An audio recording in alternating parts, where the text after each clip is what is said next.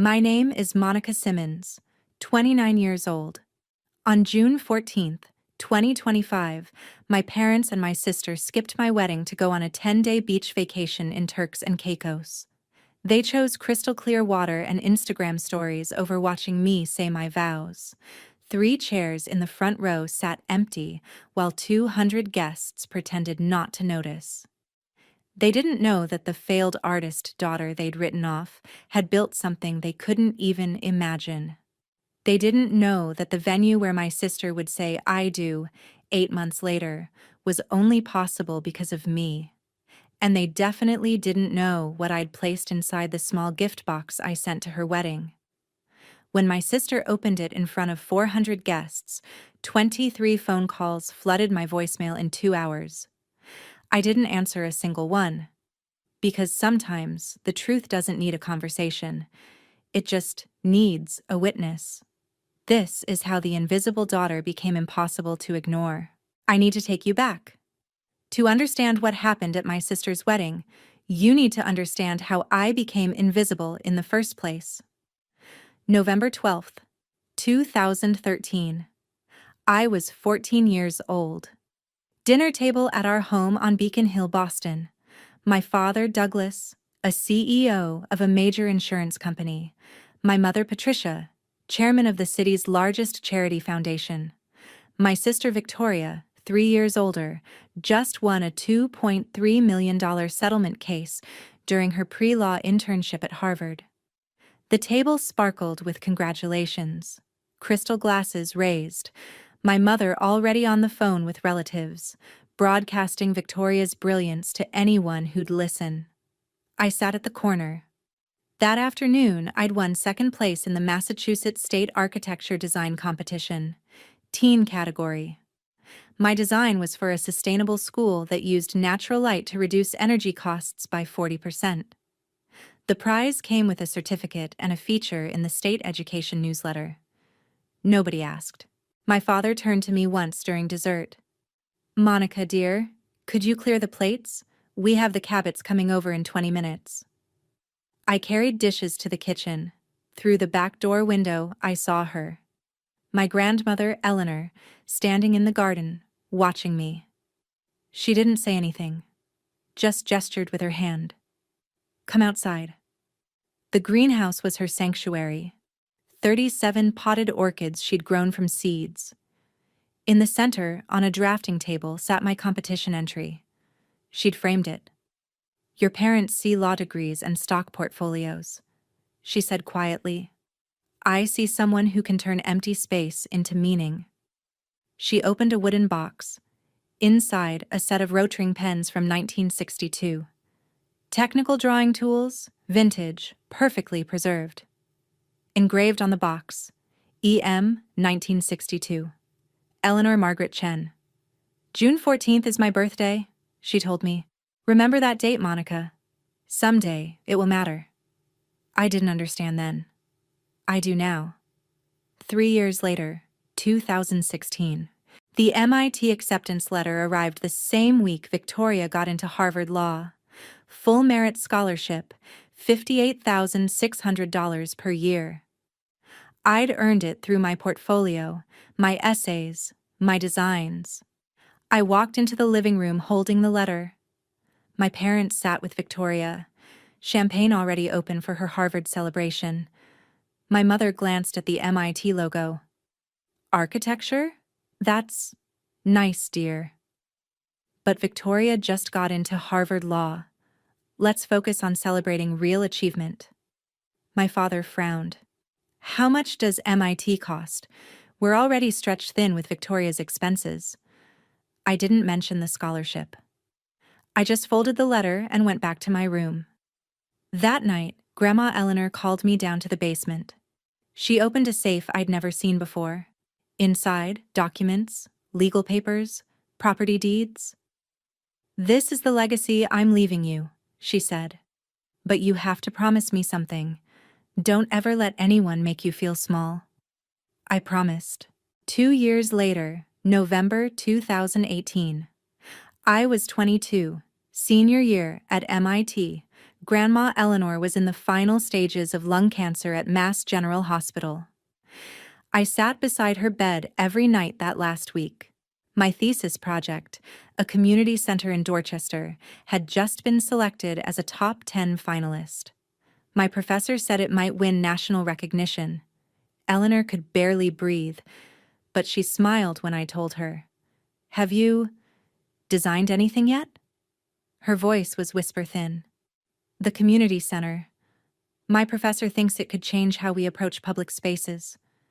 I won't see you graduate." Each word cost her. "But I'll see you from somewhere. You see what others miss, Monica. And one day, they'll have to see it too."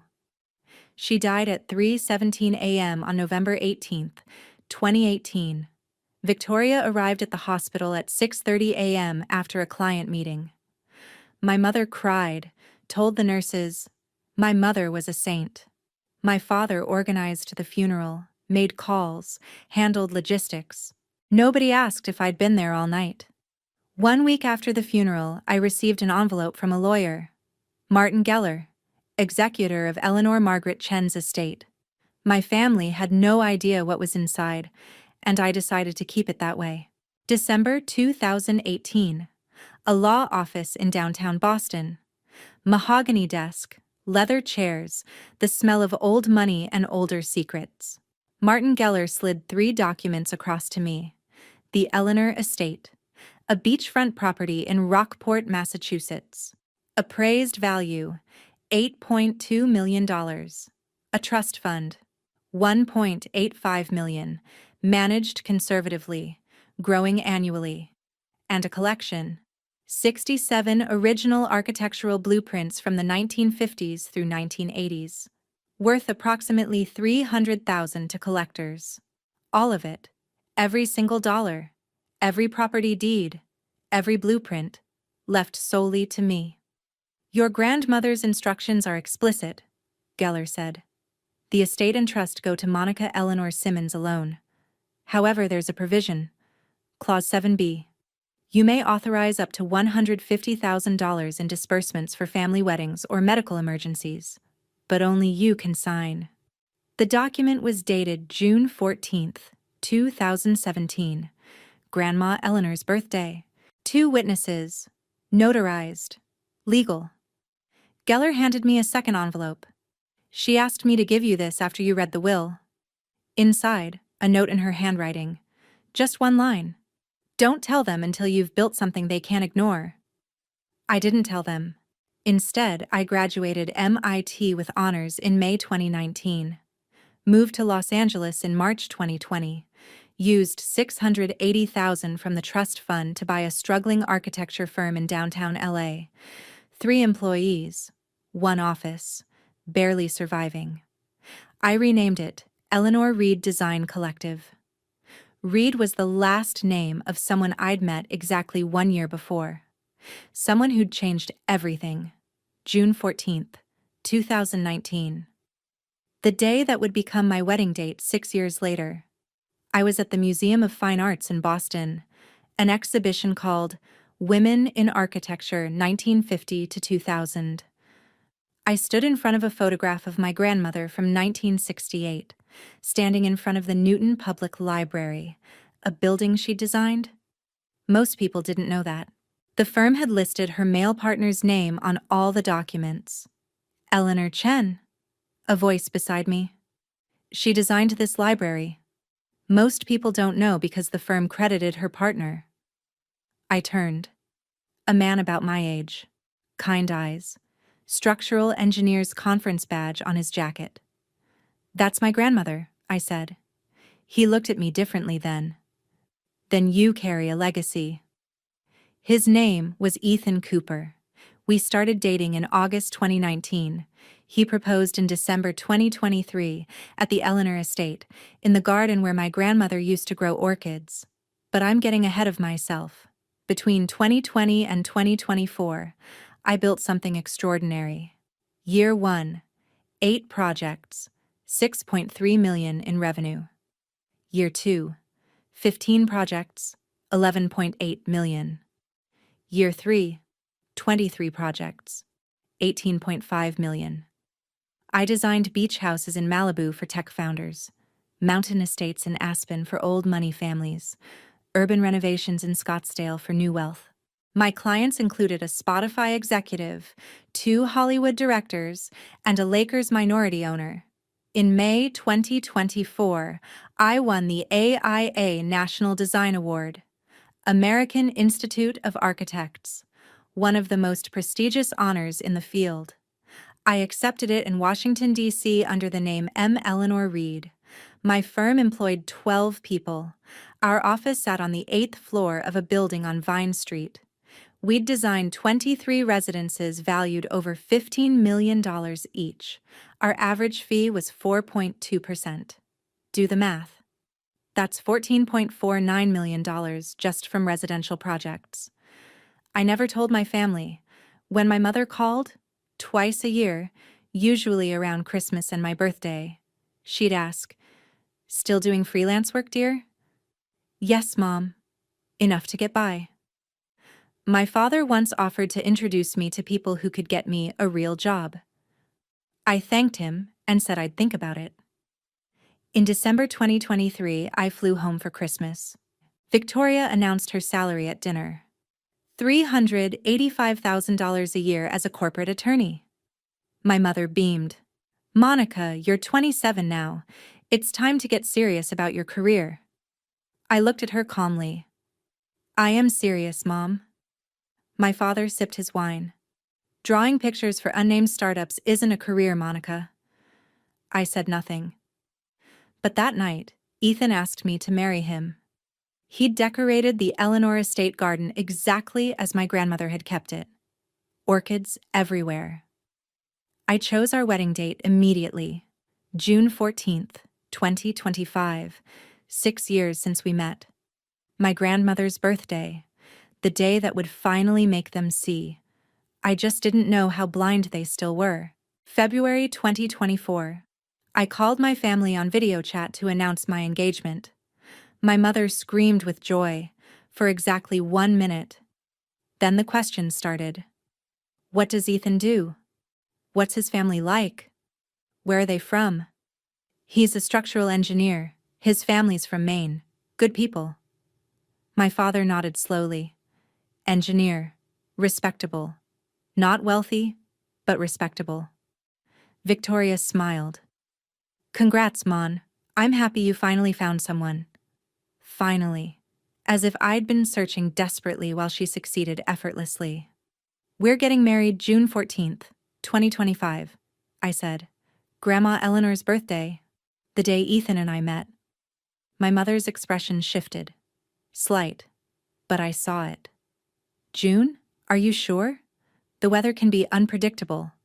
I'm sure. 3 weeks later, I sent save the dates. Monica Simmons and Ethan Cooper. June 14th, 2025. Santa Barbara, California. In March, my mother called. Could you possibly move it to September? I have a very important charity gala in June. Mom, I've already booked the venue. Venues can be changed, dear. I didn't change it. September 2024. Victoria got engaged to Jonathan Whitmore III, son of a federal judge. The proposal happened in Paris. The engagement party in Boston had 180 guests. I flew home, brought an $800 gift, smiled through speeches about how perfect they were together. At the party, my mother pulled me onto a balcony overlooking Boston Harbor. Victoria's planning her honeymoon. The whole family is going to Turks and Caicos in June. It's a celebration of both her engagement and wedding. 10 days. Mom, that's my wedding month. You could move yours to July. Just a few weeks later. No. June 14th is the anniversary of when Ethan and I met. It's Grandma's birthday. It matters. My mother's voice went cold. Monica, this is about family. Victoria comes first. She always has. She doesn't have to. Grow up.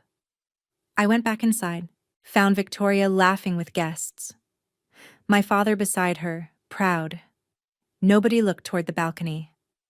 I flew back to LA the next morning. 2 weeks later, I sent an email. Wedding date confirmed, June 14th, 2025. Please, RSVP by November 1st. November 1st came and went. Nobody responded. Then the calls started. My mother, 6 times a week through November and December. My father joined in January. Monica, I've booked a villa in Turks and Caicos. $35,000, non-refundable. That line. He actually said that line. Dad, Grandma Eleanor left me everything she had because she knew I was the only one who understood what mattered, and it wasn't trips to Turks and Caicos. Silence. Then, what do you mean she left you everything? I'd said too much. I backtracked. I mean, she understood me. That's all. But the damage was done. My father grew suspicious, started asking questions. I dodged them all. In February 2025, the text arrived. Your father and I have decided we're going to Turks and Caicos June 10th through 20th. Victoria needs us. We hope you understand. I called immediately. So you're not coming to my wedding? Monica, we raised you for 29 years. Can't you compromise on this one thing? This isn't about compromise. This is about whether you see me as a priority. Don't be dramatic. Your wedding is a small thing. Just a few people. Victoria's needs the whole family. My voice shook. I couldn't help it. I chose this date because of Grandma, because of Ethan, because of the only people who ever saw me. Your grandmother is dead, Monica. My father's voice sharp as glass. It's time you grew up and learned that family means compromise. I hung up. Ethan found me on the couch. He held me. I didn't cry. I just sat there, numb. They made their choice. I said finally, now I make mine. In March, the family group chat exploded. 47 members. Aunts, uncles, cousins, second cousins. My mother posted, Monica is being difficult about her wedding date. We're heartbroken, we'll miss it. But Victoria's moment is once in a lifetime. The responses poured in. That's selfish of Monica. Family comes first.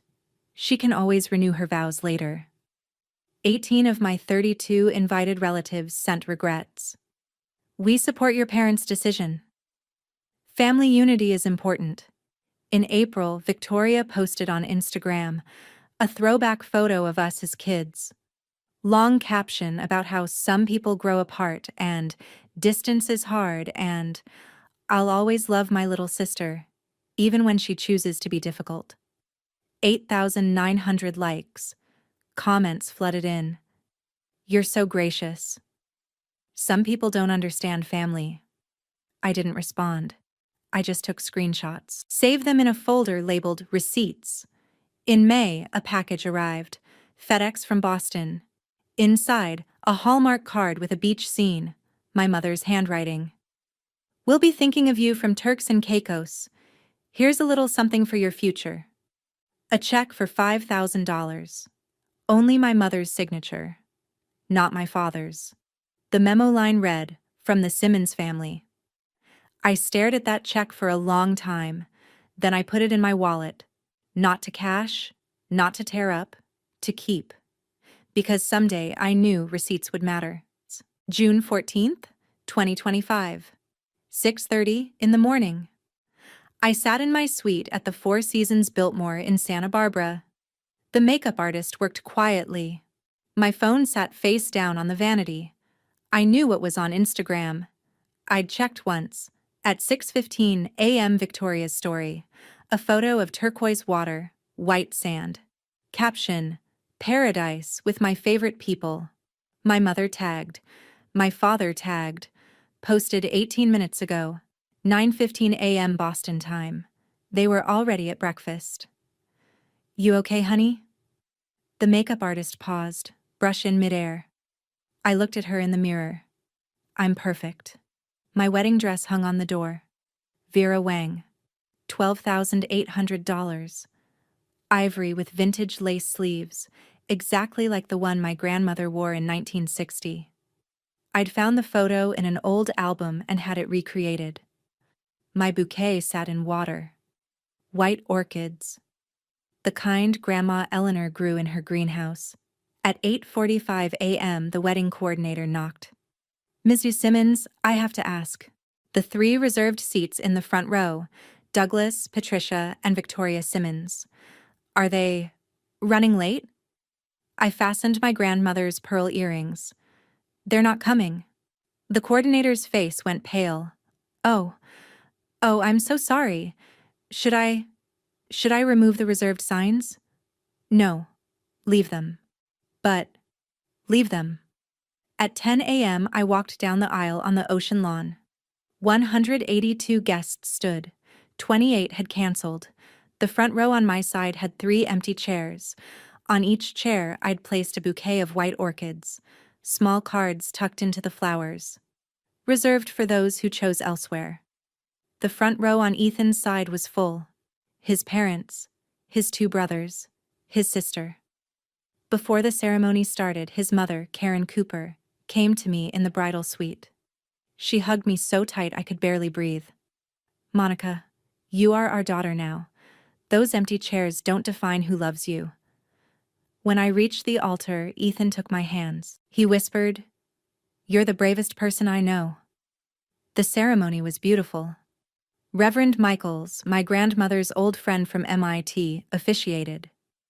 He told stories about Eleanor, how she'd designed buildings that changed communities, how she'd taught him that good architecture, like good people, creates space for others to thrive.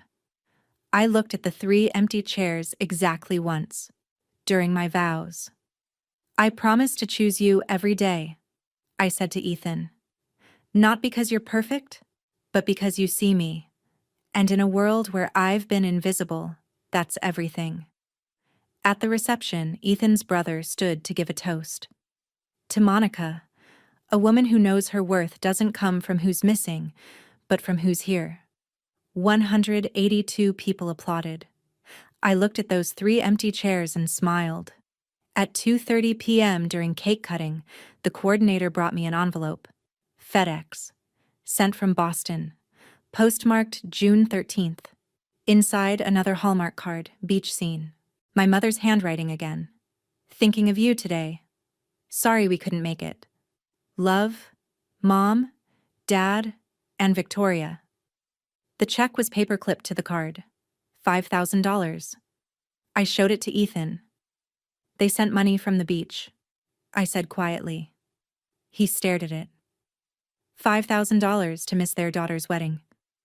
"They think this makes it even." I folded the check. Put it in my clutch. Didn't tear it. Didn't cash it. Just kept it. That night, at 11 p.m., I checked Instagram one more time. Victoria had posted a video, the family toasting champagne at their villa. My father's laugh in the background. My mother singing off-key. Caption: "Family time is everything. Not one word about me." Ethan and I left for our honeymoon the next morning, Amalfi Coast. 2 weeks. My mother called 3 times while we were gone. I didn't answer. Victoria texted once. "Hope your day was nice. Turks was amazing. Can't wait to show you pics." I didn't reply. In Positano, sitting on our balcony at Le Cyrenus, Ethan asked me, "Do you think you're wrong not to answer? Do you? I think you should block them all." I laughed. Actually laughed. I'm not ready to cut them off completely, but I'm ready to let them understand.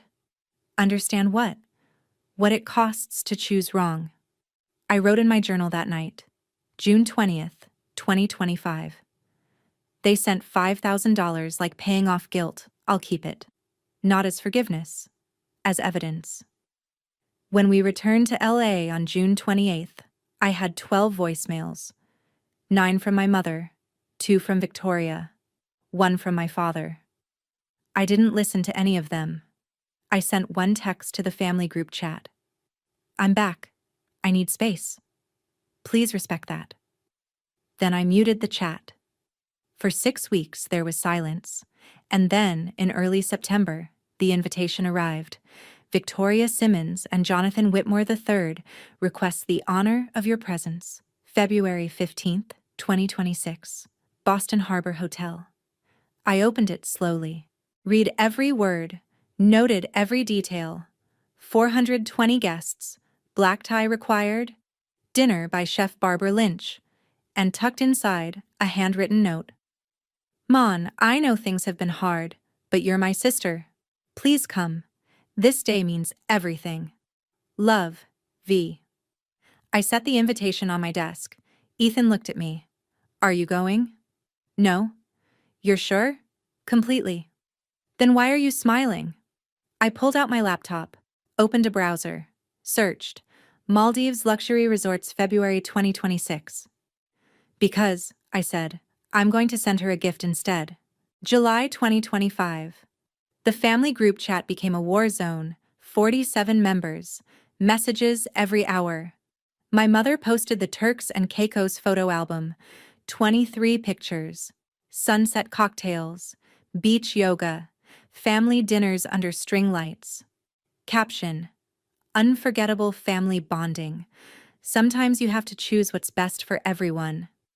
32 people reacted with hearts and thumbs up. My cousin Emma commented, so sad Monica couldn't be flexible about her date. My Aunt Diane, I heard her wedding was very small. Maybe that's why she was upset?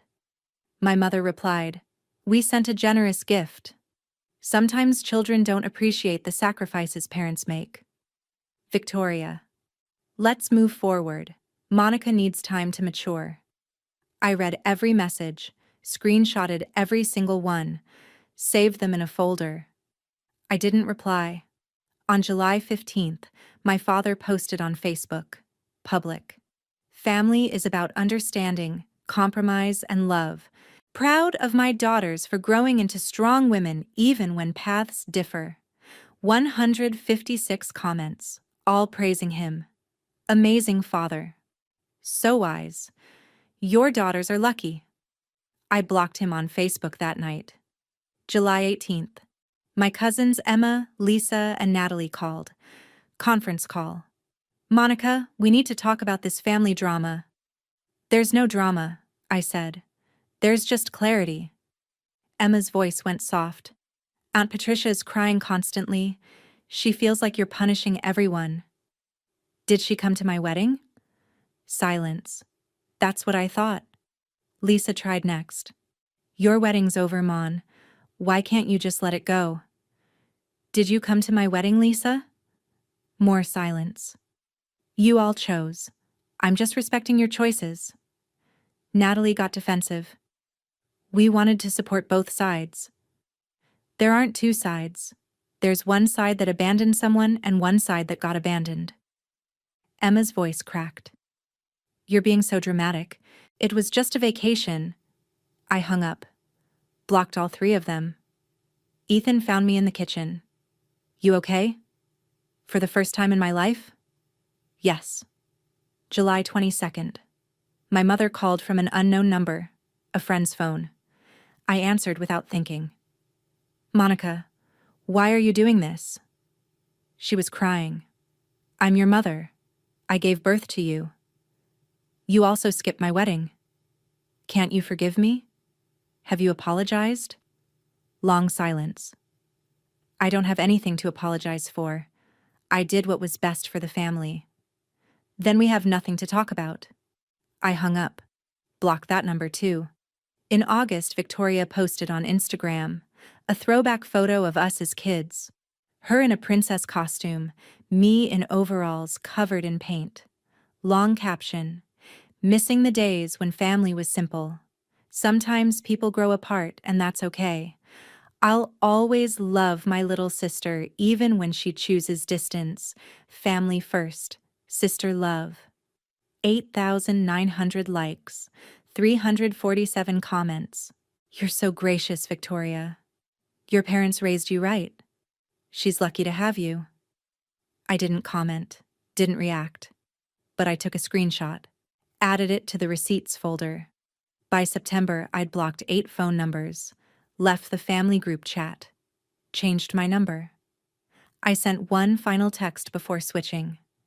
This is Monica's new number. I'm taking time away from family communication. If there's an emergency, contact Ethan. Otherwise, respect my space. My mother texted back immediately from a new number. You're destroying this family. I replied once. No, Mom. You did that on June 14th. I'm just choosing peace. Then I blocked her. That night, I sat in my home office in LA, looked at my wedding photo with Ethan. We were laughing, happy, surrounded by people who'd actually shown up. Behind the frame, I'd tucked that $5,000 check. Still undeposited, still evidence. I opened my laptop, checked my email. One new message. Subject line: Victoria Simmons and Jonathan Whitmore III request the honor of your presence. The invitation. Digital version. February 15th, 2026. Boston Harbor Hotel. 420 guests. I read it twice. Then I opened a new document, and I started making plans. September 12th, 2025. The physical invitation arrived via FedEx, letterpress printing, gold foil, tissue paper so delicate it rustled like whispers. Victoria Simmons and Jonathan Whitmore III. Black tie required. Dinner menu by Chef Barbara Lynch. Music by the Boston Pops Quartet. 420 guests. And inside, a handwritten note on cream cardstock. Mon, I know things have been hard, but you're my sister. Please come. This day means everything. Love, V. I read it aloud to Ethan. This day means everything. Interesting. Did my day mean anything? Ethan looked at the invitation. Are you going?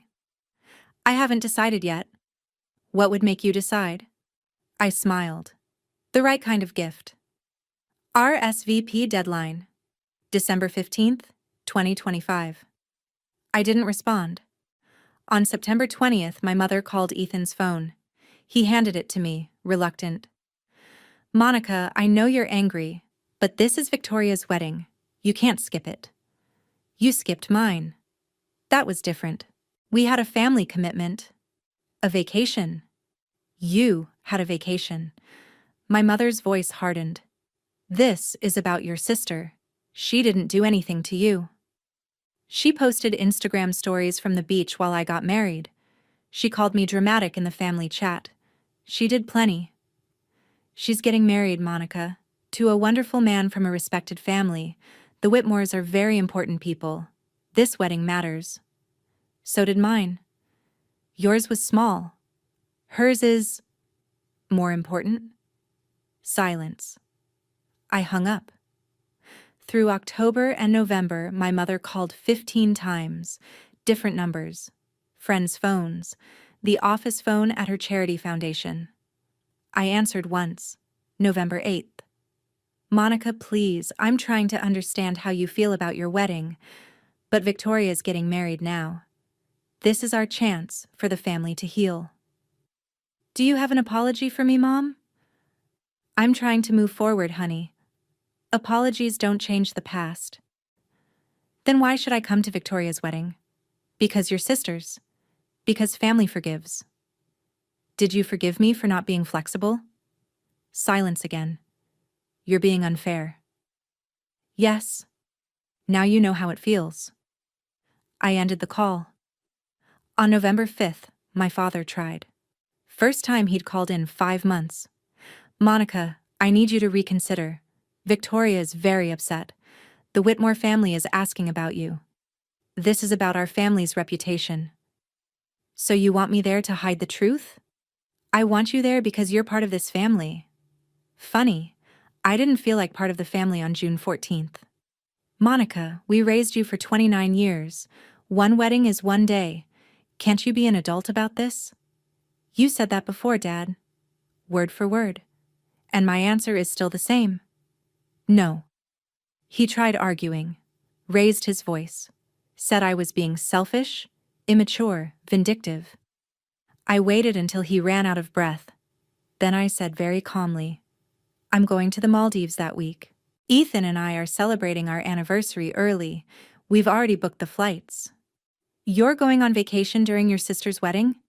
Yes, just like you went on vacation during mine. I hung up before he could respond. Blocked his number. On December 10th, 5 days before the RSVP deadline, Victoria found me on Instagram. I hadn't blocked her there yet. Direct message. Mon, please. I need to know if you're coming. The seating chart is due next week. I'm begging you. I didn't reply. December 14th. My mother sent an email. Subject line: Urgent, Victoria's wedding. Monica, we understand you're hurt, but this isn't about us anymore. This is about Victoria's happiness. She didn't do anything to you. Please don't punish her for our mistakes. Just RSVP, yes or no. Mom, I drafted a reply. Victoria stood by and watched you skip my wedding. She posted Instagram stories from the beach while I walked down the aisle alone. She called me dramatic when I asked for basic respect. She did everything to me by doing nothing. I didn't send it.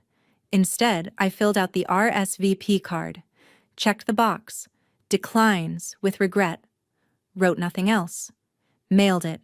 On December 16th, I booked our trip. 4 Seasons Maldives at Landa Giravaru. February 13th through 18th. Overwater Villa. $2,400 per night. I screenshotted the confirmation, saved it in the receipts folder. Then I opened a different folder, one I'd created in September, labeled The Gift.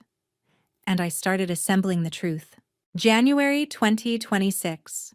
My home office in Los Angeles. On my desk, 3 documents, carefully selected, perfectly legal, impossible to deny. I'd been preparing them since September. Document 1. A photocopy of my grandmother's will. Dated June 14, 2017. Notarized. Legal. The relevant section highlighted in yellow. Eleanor Estate and Associated Trust Fund, $1.85 million, bequeathed solely to Monica Eleanor Simmons. Disbursement authorization solely at Monica's discretion. Document 2. A bank receipt. Dated October 8, 2024. Trust disbursement authorization form. $125,000. Authorized by Monica E. Simmons. Purpose: Victoria Simmons Wedding Venue Deposit, Boston Harbor Hotel. Note: per Eleanor Chen's wedding provision, Clause 7b. Document 3. A letter, written in my grandmother's handwriting. Dated November 10th, 2018. 8 days before she died. I'd found it in her papers 2 years ago. Monica is the only one who asked me about the stories behind my blueprints, not the money they made. Victoria asked about my will 3 times. Patricia asked 4. I know where my legacy belongs. Eleanor. 3 documents. 3 truths. 1 gift box. I placed them carefully in a small box. 8 inches by 10 inches by 4 inches. White cardboard, sturdy.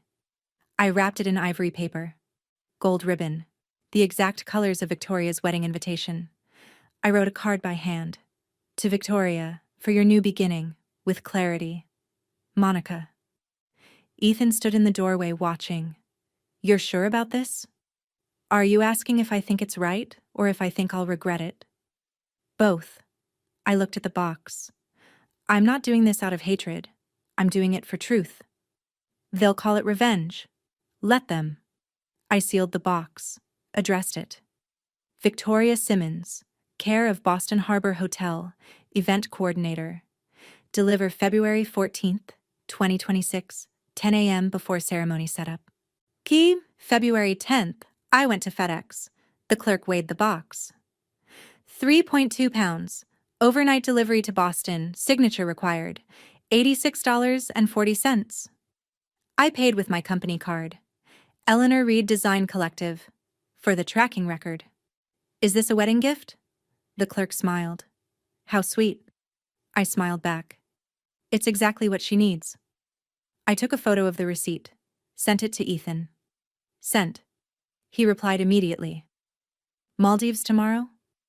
Maldives tomorrow, February 13th. Ethan and I boarded our flight to the Maldives. I checked the FedEx tracking one last time before takeoff. In transit, on schedule, expected delivery, February 14th, 9:47 a.m. I turned off my phone. For the next 36 hours, I didn't check email, didn't look at social media, didn't answer calls. We snorkeled. We had dinner on the beach. We watched the sunset from our villa. Ethan asked once at dinner on February 14th, "Do you think they've opened it yet?" I looked at my watch. 8 p.m. Maldives time, 10 a.m. Boston time. If everything went according to plan, yes. And now we wait. February 15th, 11:30 p.m. Maldives time, 36 hours after I'd turned off my phone. I powered it on. The screen flooded with notifications. 23 missed calls from Victoria. 11 missed calls from my mother. 6 missed calls from my father. 47 unread text messages. 8 voicemails. I didn't open any of them. I only checked one thing: Instagram. I searched Victoria's name. Her most recent post was from February 13th. 2 days ago. Pre-wedding excitement. She looked radiant. Nothing from today, nothing from yesterday. Complete silence. I opened my email, scrolled to the most recent. Subject line: "What did you do?" From my mother. Sent at 3:47 p.m. Boston time yesterday. I didn't open it. I just smiled, deleted it, and went back to watching the ocean. Let me tell you what I learned later. From people who were there. From the video that went viral. From the wreckage. February 14th, 2026. 11:15 a.m. Boston Harbor Hotel. Bridal suite. Victoria sat surrounded by 8 bridesmaids. Her wedding dress, Monique Lhuillier, $18,500, hung perfectly pressed. Her makeup, flawless. Her hair, an architectural miracle of braids and pins. The wedding coordinator, Jennifer, knocked and entered. "Victoria, this just arrived for you. It's marked open before ceremony." A small box, ivory paper, gold ribbon. Victoria read the card. "Oh, from Monica. At least she sent something." Her maid of honor, Sarah, leaned in. "That's sweet. What is it?" Victoria untied the ribbon, lifted the lid, pulled out the first document. Her face went white. "What the hell?" She pulled out the second document, the bank receipt. No.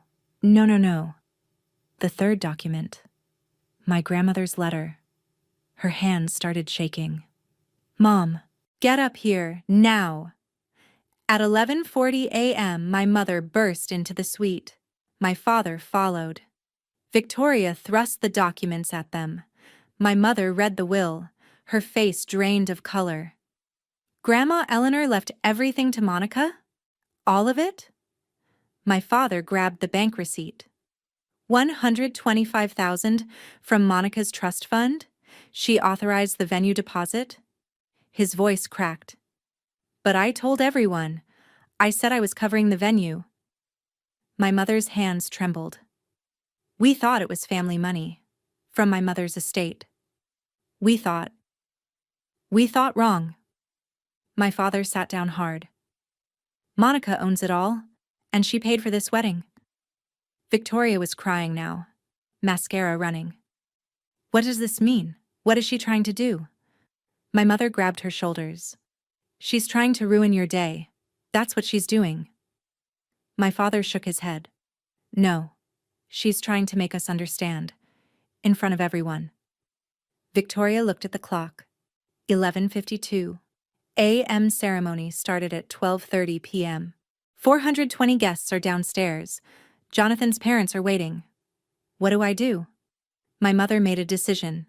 "Hide these. We'll deal with it after. No one needs to know." Victoria stuffed the documents in her makeup bag, but she didn't know that Jennifer, the coordinator, had already photographed the box and card. Standard procedure for event records. That photo would matter later.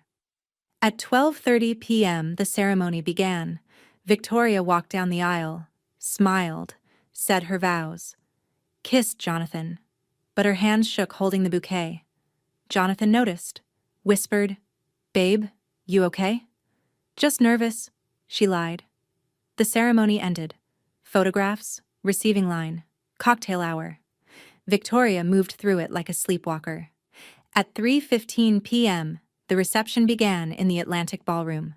420 guests at 42 tables, crystal chandeliers, orchid centerpieces, a string quartet playing Vivaldi. The MC stood. "Ladies and gentlemen, we have a special surprise. Please welcome Boston Harbor Hotel's General Manager, Mr. Tom Brennan, who has a message for our newlyweds." This was tradition. The manager congratulated VIP weddings. Tom Brennan stood, smiled, took the microphone. "Mr. and Mrs. Whitmore, congratulations. This hotel has hosted countless weddings, but yours is particularly special to us." Applause. Victoria smiled, relaxed slightly. Brennan continued. "Many of you may not know this, but the Atlantic Ballroom underwent a complete renovation in 2023. $15.2 million.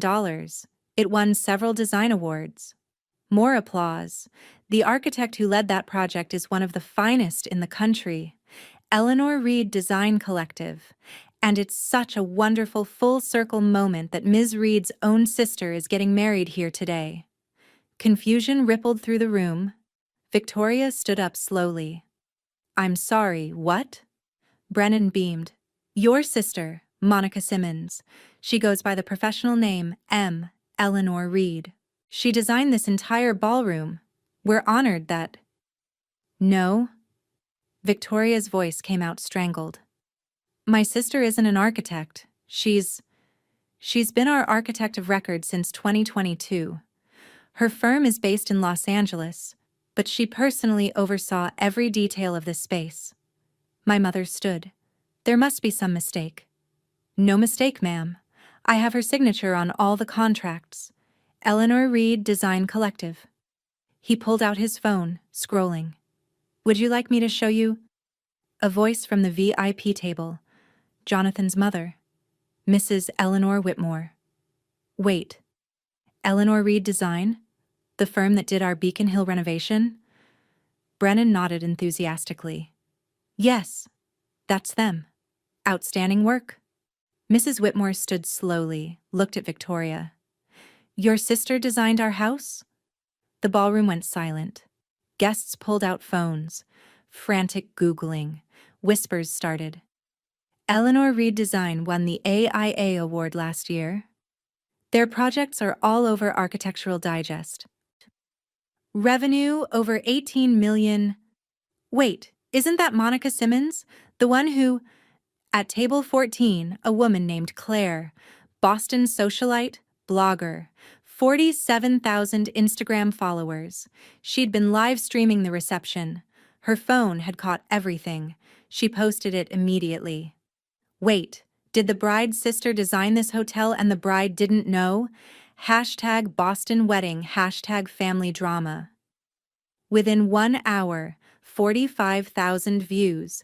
Within 6 hours, 380,000 views. Within 48 hours, 1.8 million views. My father took out his phone, typed with shaking fingers. Eleanor Reed Design Collective. The website loaded. Team page. My photo. M. Eleanor Reed, founder and principal architect. Portfolio. 23 residential projects, 6 commercial renovations, total project value, $47 million. Awards, press, client testimonials. Everything they'd never known. Everything I'd never told them.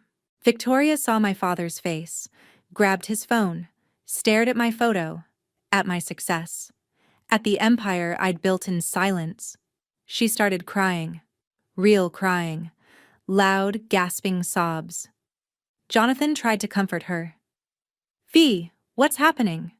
She couldn't speak, just showed him the documents from the gift box. He read them. His face went hard. Your grandmother left her $1.85 million, and she used it to pay for our venue? I thought. Dad said he was covering it. Jonathan's voice dropped. Victoria, my family paid for the flowers, the band, the photographer, the cake.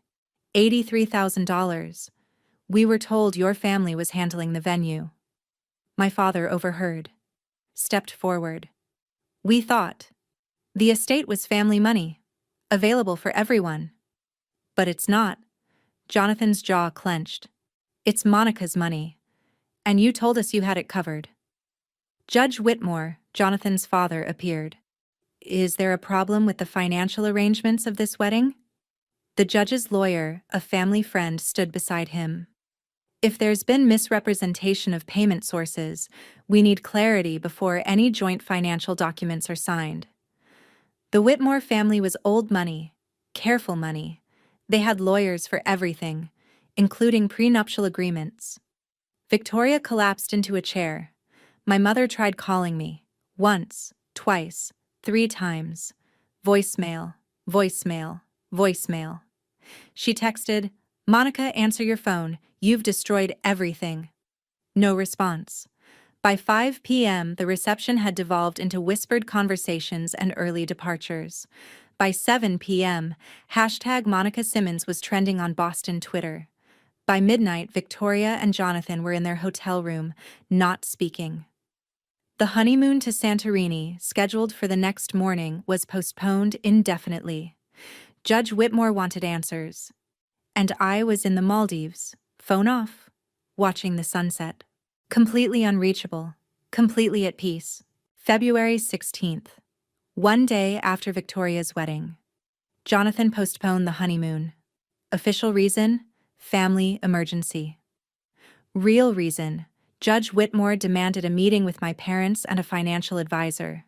The prenuptial agreement needed clarification. Victoria had not accurately disclosed her family's financial situation. She'd said her family was well off, that her father was successful, that they had generational wealth. She hadn't mentioned that the actual generational wealth belonged to her estranged sister, the sister she'd called struggling, the sister whose wedding she'd skipped for a beach vacation. Victoria canceled the Santorini resort, lost the $8,400 deposit. She didn't post honeymoon photos. Her followers noticed. Where's Santorini? Is everything okay? She didn't answer. That evening, my mother called me for the 28th time. This time, she left a 4-minute voicemail. Monica, you have to call me back. You've ruined Victoria's wedding. Jonathan's family thinks we lied to them. Vendors are calling asking about payments. You have to fix this. You have to. I was in the Maldives, in an overwater villa, listening to the ocean. I deleted the voicemail without finishing it. February 17th through 19th. 6 vendors contacted my father. Florist, band, photographer, cake designer, lighting company, transportation service. Total, $67,000 in outstanding invoices. They'd seen the viral video. Googled Eleanor Reed design. Realized Monica Simmons was M. Eleanor Reed. Some had worked with my firm before. They worried about payment disputes. My father assured them everything was fine. But it wasn't. He'd overextended his budget, expecting Victoria's wedding fund from Grandma to cover gaps. That fund didn't exist. He had to take a personal credit line, $67,000. My mother discovered it checking their bank statement. You borrowed $67,000? You said we had the money. I thought we did, from your mother's estate. My mother's estate belongs to Monica. They fought for 2 hours. That night, my father wrote me an email. 9 pages, single-spaced, subject line, "We need to talk. Please read this." I never opened it. Auto-archived, February 20th. The video hit 3.2 million views. Comment section, 89% Team Monica. She built an empire while they mocked her. They skipped her wedding for a beach trip. She paid for theirs. Queen. This is what boundaries look like. Some defended Victoria. It's cruel to ruin someone's wedding day. But they got ratioed. Architecture blogs picked it up. Eleanor Reed Design is one of the most respected firms on the West Coast. The family drama surrounding founder Monica Simmons is unprecedented. Boston Magazine reached out for comment. My firm's response? Ms. Simmons is unavailable for interview and requests privacy. Victoria deleted Instagram that day. Lost 2,890 followers first. Posted one final story. Taking a break from social media to focus on what matters. Thank you for understanding. Comments disabled. My father's insurance brokerage lost 3 clients that week. The official reason? Moving our account to another provider for unrelated reasons. But the timing was clear. The viral video had damaged his family values brand. People talked. Boston is a small town for the wealthy. Everyone knew everyone, and everyone had seen the video. February 22nd. Ethan and I returned to Los Angeles. I turned on my phone fully for the first time in 9 days. 67 missed calls, 143 text messages, 19 voicemails. I listened to one, from Victoria, sent at 2:47 a.m. on February 21st. Her voice was hoarse. She'd been crying. Monica, I know you're not listening, but I need to say this. You destroyed the most important day of my life. Jonathan's family thinks we're frauds. Dad had to borrow money to pay vendors. Mom hasn't slept in 4 days. And you? You're in the Maldives posting sunset photos while I'm living in hell. I don't understand you. I never did anything to you. I'm just your sister. I didn't make Mom and Dad skip your wedding. That was their choice. But you're punishing me like I'm the enemy. You want to know the worst part? I Googled you. I saw your company. I saw the awards. I saw everything you built. And I realized you didn't need us. You never did.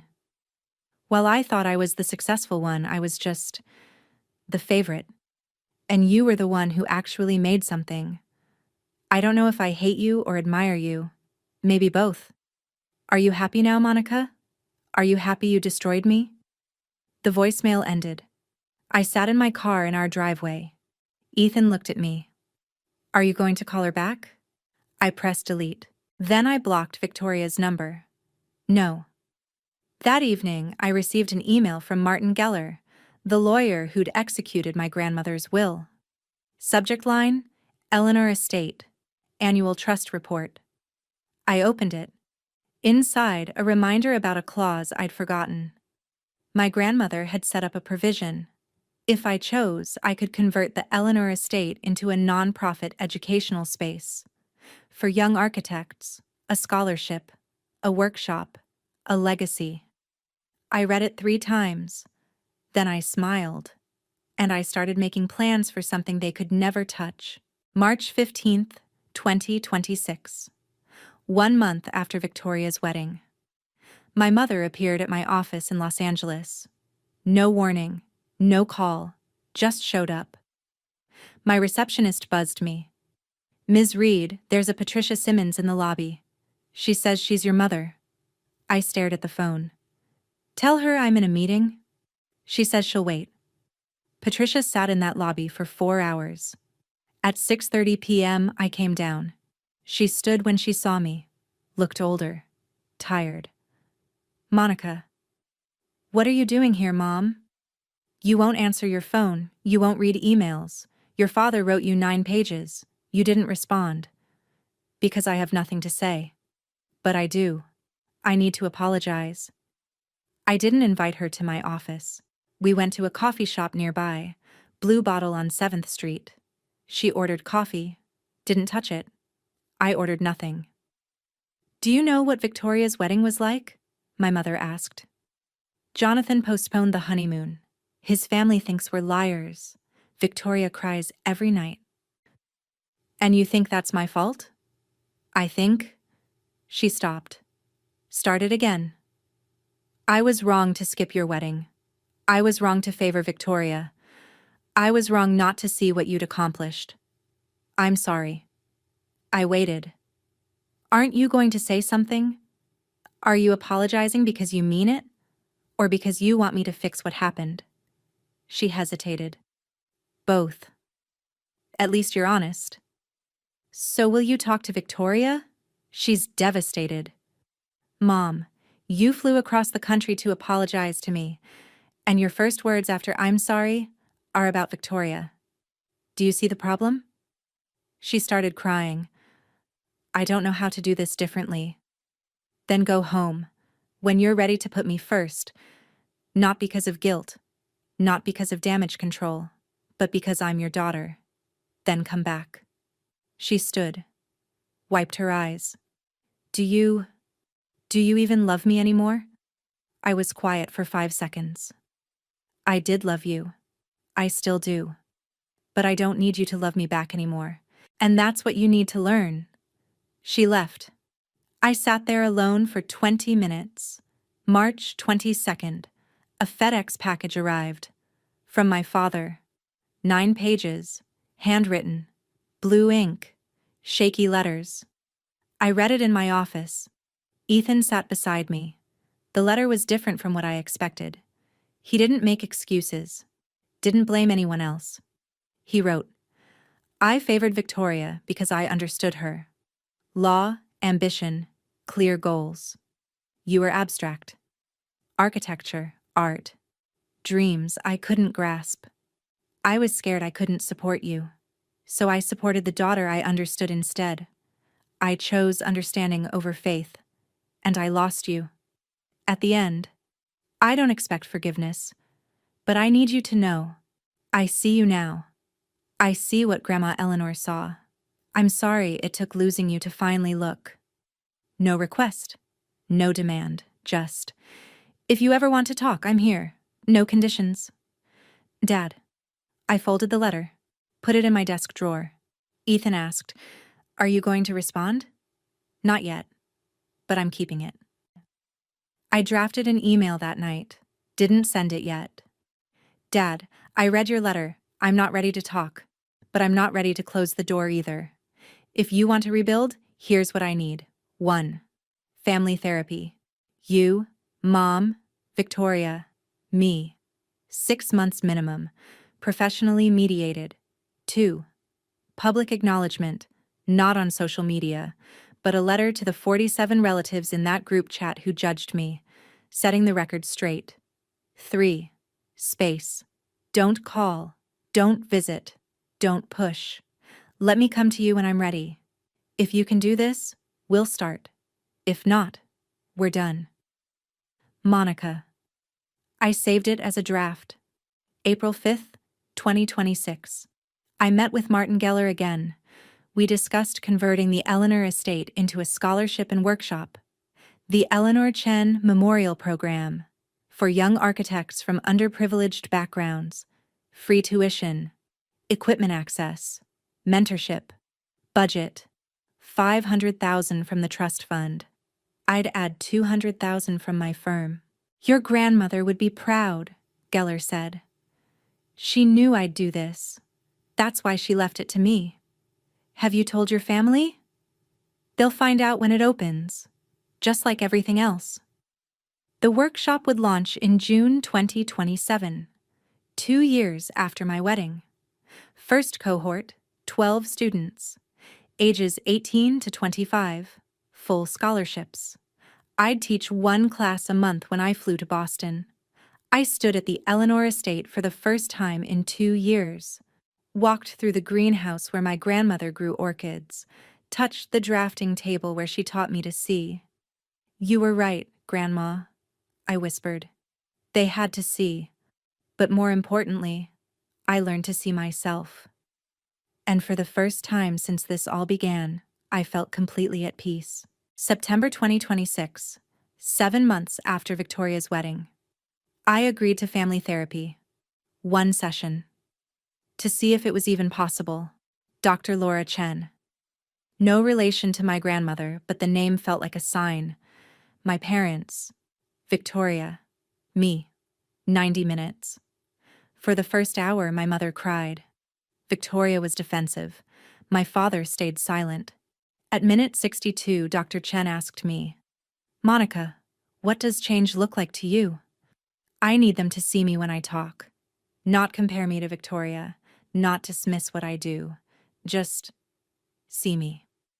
Victoria's voice came out small. I don't even know your birthday. I know, that's the problem. We agreed to continue, twice a month, 6 months. I didn't promise reconciliation, just presence. After the first session, Victoria approached me in the parking lot. Can you send me the link to your company website? I want to understand what you do. I looked at her, searched for manipulation, saw only genuine curiosity. Okay, but not because Mom's making you, because you want to. She nodded. October 2026. I found out I was pregnant. 8 weeks. Due date, November 18th, 2026. Exactly 8 years after Grandma Eleanor died. I told Ethan first. He cried. Are you going to tell your family? Not yet. I want to get through the first trimester. And if they ask why you didn't tell them sooner, I'll tell them the truth. I wasn't ready to share joy until I trusted they'd be happy for me, not for themselves. I visited my grandmother's grave in November. Mount Auburn Cemetery in Cambridge. First time in 2 years. I placed white orchids on the stone. You're going to be a great grandmother, I whispered. I'll teach her to see what others miss. When I turned to leave, I saw my father, standing 20 feet away, holding flowers. We didn't speak. He placed his bouquet, nodded to me, then left. Later, I asked the groundskeeper, does anyone else visit this grave? Oh yes, an older gentleman, every Sunday, been coming for months. My father had been visiting his mother-in-law's grave weekly, quietly, without telling anyone. For the first time, I saw him trying. June 14th, 2027. 2 years after my wedding. The Eleanor Chen Memorial Workshop opened. 12 students in the first cohort, 8 women, 4 men, ages 18 to 25, from 9 different states. 150 people attended the opening, colleagues, clients, students, press. I stood in front of the Eleanor estate, now transformed into a design studio, cut the ribbon, and gave a speech. My grandmother told me, you see what others miss. For years, I thought she meant I saw beauty in empty spaces. But she meant more. She meant I saw my own worth when others didn't. This workshop isn't just about teaching architecture. It's about teaching young people that their value doesn't come from who sees them. It comes from what they build. Some of you will design buildings. Some will design lives. All of you will design legacies. And no one can take that from you. My parents sat in the 3rd row. Not the 1st row. I'd reserved that for students' families. Victoria didn't come. Still in therapy. Not ready. But she sent flowers. Card said, proud of you. V. Ethan stood beside me, holding our 7-month-old daughter, Eleanor Grace Cooper, born November 18th, 2026. Named after the woman who taught me to see. After the ceremony, my father approached. Can I hold her? I hesitated, then handed him my daughter. He held Eleanor Grace and cried, I'm sorry I never held you like this. That night, I wrote in my journal, a habit I learned from my grandmother. June 14th, 2027. 2 years since my wedding. 9 years since I met Ethan. 9 years since Grandma died. Today I opened the workshop she left me. 12 young people will learn to build, design, create. They'll know. Family doesn't define them. They define themselves. My parents came. 3rd row. They didn't demand, didn't expect. Just existed. That's progress. Victoria sent flowers. That's progress too. I don't know if we'll ever fully heal, but I know I don't need them to heal to be happy, and that's what matters. Grandma was right. I see what others miss. Now I teach others to do the same, and for the first time in my life, I'm not invisible. I'm just selective about who gets to see me. I closed the journal, looked out at the Boston skyline from my hotel window. Eleanor Grace slept in her crib, Ethan beside me. My phone buzzed, text from an unknown number. Hi, Monica, this is Sarah, one of the scholarship students. I just want to say thank you. You gave me something my family never did. Permission to dream. I won't waste it. I smiled, typed back. You don't owe me anything. Just build something beautiful. And I meant it. Because at the end of the day, that's what this was all about. Not revenge, not vindication. Just building something beautiful from the ruins of being unseen and teaching others they could do the same. If this story resonated with you, remember, your worth isn't determined by who shows up for you. It's determined by what you build when they don't. Share this with someone who needs to hear it. And never let anyone make you feel invisible when you're building an empire in plain sight.